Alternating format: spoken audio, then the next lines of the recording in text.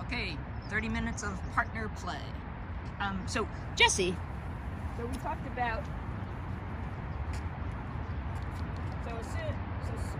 assuming I'm the non-dominant player, that's the non-dominant player, right? We'll get it, I'll do mine, middle, and then that person has to use their backhand, and then I'll go there. If they're the non-dominant player, you always go to the non-dominant player. Right. You never go to one. Oh, sorry, I don't even get a dink there. Right? So what would Joy do on her side if where players are for her dinking? So If she's not getting dinks, if she's not getting the ball, say she does say she has to, she comes in and she works her way in and then she dinks. yeah. Okay, now she's in a dinking situation. She has somebody across from her. We're all at the line. So what does she do now? Add the non-dominant person. And then switch it as You always play the non-dominant person. right. So I'm saying Both players. yeah. But I'm saying so non-dominant players there, dominant players there. So they're in the same formation as us. Okay, so now what would Joy do? Hit to the non-dominant player. Okay, and then the non-dominant player doesn't want to hit it to her. She wants to cross-court dink with You me. hit it to the non-dominant player. And then we just okay. So now say the dominant players there. Joy's first Then you thing. switch. Pardon? You switch. Excuse me. If the non-dominant player is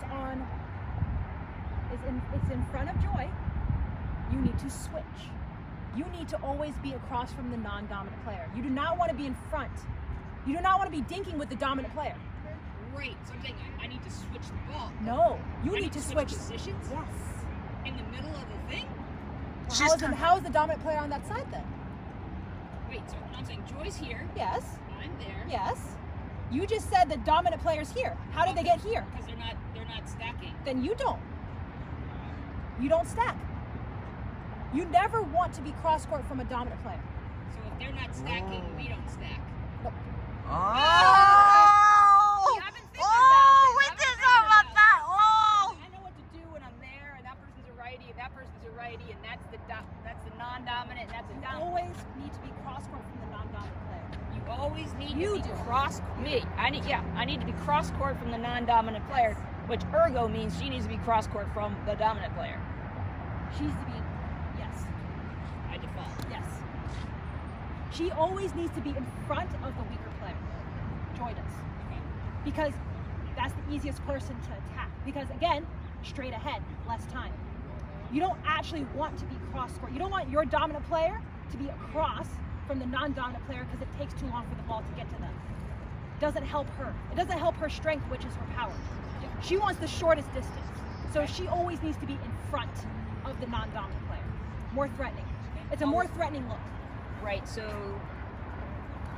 Yes, this was going through my head. Yeah. So okay, let's talk about it now. We're in a tournament. Yeah. We're stacking. We realize that, They've switched it up because it's not working. or no, we realize that this is the, like say Kelly and Carol. Kelly was, The dominant. 70, 80% better than Carol. Right. So they're not. We realize after 2 points who the non-dominant player is, and from watching their war right. And they're not stacking. And they're not stacking. Now again, here's the thing. This only matters if one person is significantly better. Right. And by dominant, I mean they are playing the dominant position, which is they're playing 60, 70% of the court. If the team is playing 50-50, it doesn't matter. Right. And one person just happens to be a lot better, but they're still playing 50-50. Yeah. That's not threatening. It's not threatening to you. Okay. Unless you realize as you're dinking with the dominant player you're not winning those battles, then you switch it up. But the only reason you would stack is if you're playing against a team where that other person is also becoming super aggressive and dominant and you want to stay on that side. So there would be, we could walk into a tournament and not stack because It's not a threat. the team is kind of 50-50 and we don't have to worry. Right. For instance, the last tournament you played where I told you guys to stack, Yeah. what was happening is you were ending up on this side and they started dinking a lot of balls to your backhand. The sisters. Now, yes. Now, it wasn't a matter of, strategy-wise, I wasn't sure if they were doing it to aim to the backhand or if they were just hitting all the balls to you. At that point, I told you guys to stack. Because at that point, you were getting all the balls to a backhand, which is an awkward spot. If you're gonna get all the balls, you might as well be on the forehand side. There's no reason to be hitting a lot of backhands unless it's absolutely necessary. If you can avoid it, there's no reason to ever do that. So then I had you stack. And it wasn't because they were stacking, it's just because their strategy was they were hitting you all the balls. So there's a lot of different strategies as to when to stack and when to not stack. If you're getting all the balls, you should always, doesn't matter. So let's say you guys don't stack, but then you realize, oh, they're hitting all the balls to aim. Doesn't matter where she is, they're hitting all the balls. You should always stack to the forehand side because it's more comfortable. Even if both players are weak, but if they're hitting you all the balls, there's never a reason for you to ever be on that side hitting all backhands. So there's a lot of reasons as to why you would stack or unstack. So it's like, a lot of it is figuring out who is getting the majority of the balls. Right, so if we're not stacking 50% of the time, I'm going to be getting balls on my forehand 50% of the time. Backhand. Yes. But what if they're singling you out? Then it's not 50%. Well, I'm going to be... Meaning then, let's say like in the middle of a point, you're getting 80% of the balls. You should never play that side then. Because if you're getting all the balls, it means they're singling you out no matter where you go. So there's never reason to go to the awkward side. Right. So Don't ever end up there, just end up on the comfortable side. I do that with my partners all the time. Okay. Like if my partner likes the right side and they're really, really comfortable on the right side, why would I ever put them on the left? I can play both sides. So if they're super comfortable over there and they're getting, now let's say they're super comfortable over there, but they're not really getting a lot of balls and I'm getting all the balls, then I would have a conversation if I didn't like this side. I'd be like, hey, this team seems to be really targeting me. I'm getting 80% of the balls and I don't really want to dink backhands. Can we switch it and see if they switch? And if I'm still getting all the balls and now I'm getting my forehand, great. So a lot of it is communication and figuring out what is actually happening. But if you're getting all the balls, we're not good at adjusting. So if you're getting all the balls, and I was your partner, and you're getting all of them, and you told me I don't really like dinking backhands, I would never put you over there. It doesn't matter how strong or weak this team is. I want you, if you're getting all the balls, to be the most comfortable player. You're getting all the balls. So it's like you have to be comfortable. There's no reason to ever put you in an uncomfortable position and then get all the balls. Now it's more I like pressure. both sides. I don't mind that. Right. I love playing this side. So if you like playing both sides, then it's fine. It's just that in that tournament at the moment, you were getting a lot of backhands, and that's how you guys were losing points. And because it was windy, and I could. Right. So then at that point, I told you guys to stack, and then you started winning because now they were still giving you all the balls, but you were able to hit the forehands, which is more comfortable. Yeah. So then you started winning more points. So it is a matter of figuring out and analyzing what's happening. So if somebody is, again, if I'm not, if people are just not singling me out, and it's Honestly, a team doing 50-50, So then here's a good guideline. I would say it like this.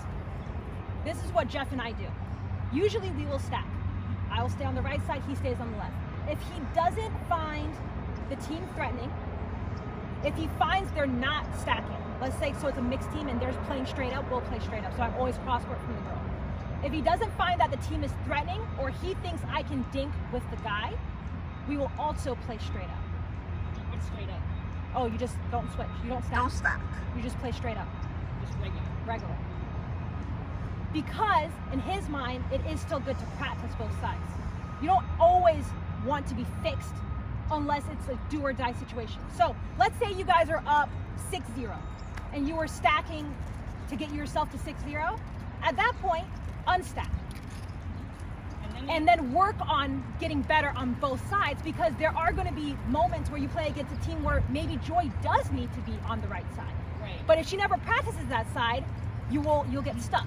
So it's like take opportunities to figure out how to practice both sides, but at the same time recognize, okay, this isn't working, let's stack, or this isn't working, let's unstack. Got it. So I thought that kind of in a default mode, even against 50-50, that the fact that we always stack mean, there's no question of what's going on. Like that dink comes to the middle, that's hers. You know, I've learned to lay off it. Like we both know. Like I know where my spot is, so that familiarity. Well, your team is different because it's a slightly different dynamic because she doesn't play 50-50. She plays 60 or 70-30. So that's where, almost as a default, you guys would always stack. If you have an aggressive partner, that is their job. Their job is to be aggressive. Yeah. If you had a 50-50 partner, there would never be a reason to stack. There's a lot of reason why women's teams don't really stack, because they both play 50-50. They're like, unless it's Simone or myself, or there's a strategic reason, a lot of players won't stack. A lot of players will stack me and Simone on the left because we're super aggressive in the middle. We don't play 50-50. We play 70-80. We'll come over. A lot of women just don't do that. So with Joy, she does do that. Yeah, there would So be no then, offense. right. So then your team is different, and you guys would stack more than other women's teams. So we might be doing that if they're playing 50-50 and they're. So for instance, I would almost say a team like you and Sarah would play more 50-50. Because both of you are very good at playing your half. And plus, based on your size and reach, it wouldn't actually be smart for you to come over and play 70-80 because there's too much court to cover. Yeah. So it's like, based on who you play with, that kind of dictates, okay, how much are you stacking or not stacking? Now, look, I've played with guys that are really big and tall, and they still only play their half. At that point, I have to play my half. So it's like, it's figuring out exactly what your partner's good at. If you have a partner like Joy, you might as well take advantage of what she's good at. She has a long reach and she has power. So at that point, you would want her to play 60, 70%, and you would want her to stack. The only time you wouldn't stack is if, for instance, actually, and it also depends. Like if you play against a team where the weaker player and they're not stacking and they're just kind of playing regular, but the weaker player ends up on the left side, you can practice. Those are good times to practice with you on the left as well. So you guys get accustomed to feeling that way. Because Jeff and I do that. There are teams where a girl won't stack and she plays to the left side. Well, guess what? That means I have to be good at backhand dinking. Because ideally the best thing for our team is to meet always cross-court from here so that Jeff can get involved. So because I have practiced that, I'm comfortable in the tournament doing that if necessary. For instance, there are a couple mixed teams where the guy's a lefty, so the girl is always on the right side. Then I am always on the left side. I mean, I'm always on the left because the girl's always on the left. Because it's a lefty guy. So that's a complete switch. And there are a lot of mixed teams that will lose to a lefty guy and a righty girl, because they're not comfortable dinking straight ahead because they just haven't practiced it. They're also not comfortable dinking with their backhand because they're so used to playing only that right side with the guy. So they just don't have the flexibility. So it is a matter of kind of figuring out. So let's say you play against a team and the non-dominant player does come over here, okay? Now, let's say the non-dominant player comes over here and you're in front of me, but she doesn't like dinking down the line. And she dinks cross court. There's never a reason to switch them. Just stay there. Because now she's dinking all the balls to your non-dominant player. I mean, to your dominant player, which is great. That's exactly what you want. Yeah.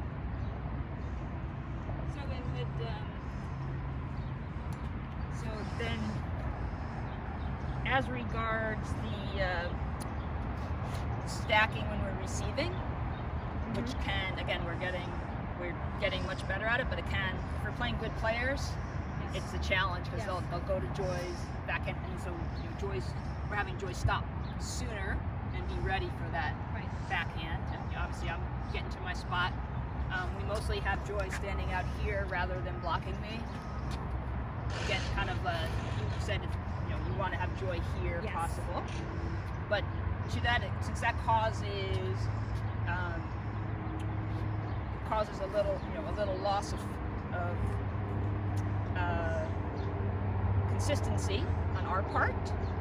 That's those something we got to work on. Right. We're because the problem is you never want Joy off the court. There is never a time psychologically you want yourself playing singles, which is exactly what's happening. when you return and she's off the court, you are covering the whole court by yourself for a good few seconds.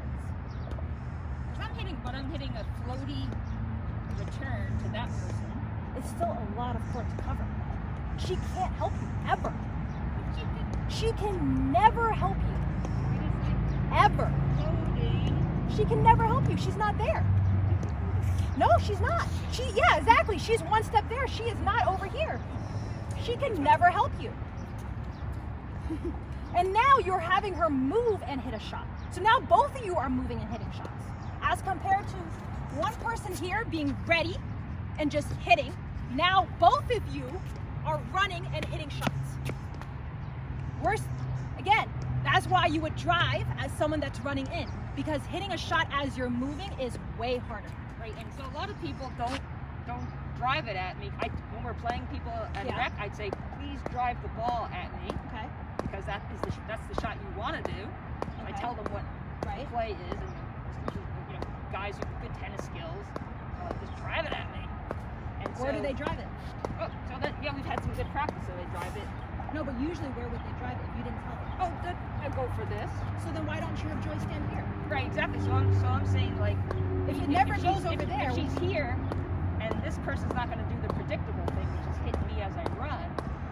Now she's got this, and hard to cover. No, it's not.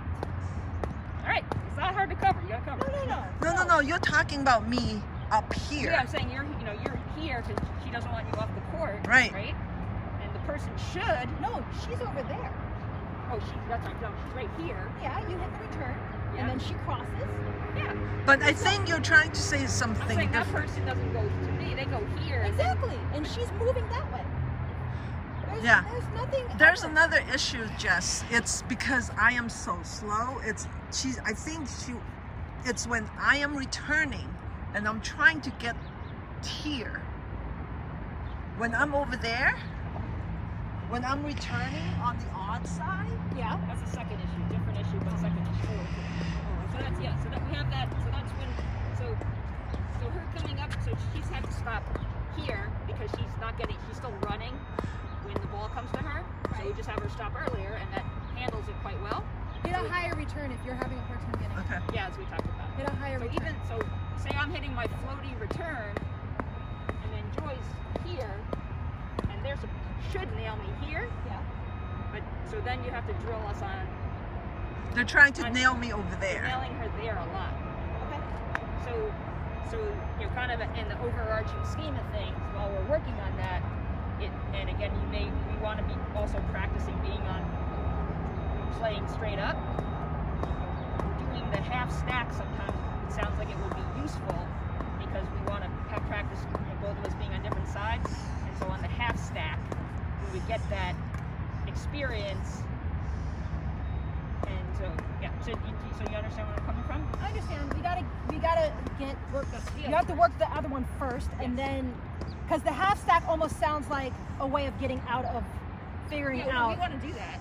Yes. So we have to drill us on that, but to the extent that that becomes Because essentially, when she's here, a detriment to a group that's kind of 50-50 players. yeah, when she's here, and you're hitting your return, if you're hitting it, however you're hitting it, after you hit the ball, she watches, you hit it, she needs to start moving like this.